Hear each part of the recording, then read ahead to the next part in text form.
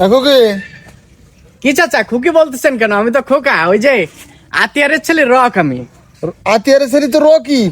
ওটা রকিব, ওটা ঠিক আছে, কিন্তু আমি ওইটা আপডেট করে স্টাইলিশ করে আমি আমার নামটা রাখছি রক। ও, আমি রকিব তালি জি। চিনা চিনা এবার জি। তোর হাল হকি কত এরকম কেন?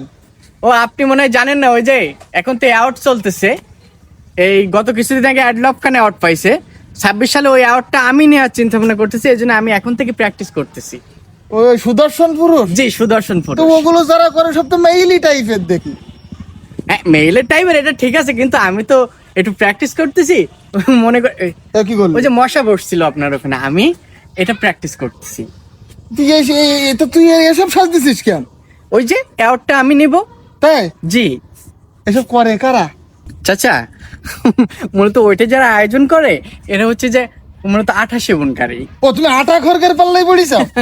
জি তোর কানের তলা ফাটাই দেবো তোমার। এটা শিখো স্কিটা তোর। না, মানে চাচা আমি ওই যে পুরস্কার পাবো তো এটা। তুই জানচাটা বেটা ছেলে, তুই মাইয়ে হয়ে যাবি আর একটা চুলমুল রাখিস নকল। আর তোর আব্বার কাছে চাচা চাচা, হ্যাঁ। মানে আমার আব্বা এটা জানে না চাচা, সত্যি কথা বলতে। আব্বা জানে না? কান ধর, কান ধর। তোর আবার চাচা, চাচা, চাচা, চাচা। এরা এই সমাজটা ধ্বংস করে ফেলাচ্ছে।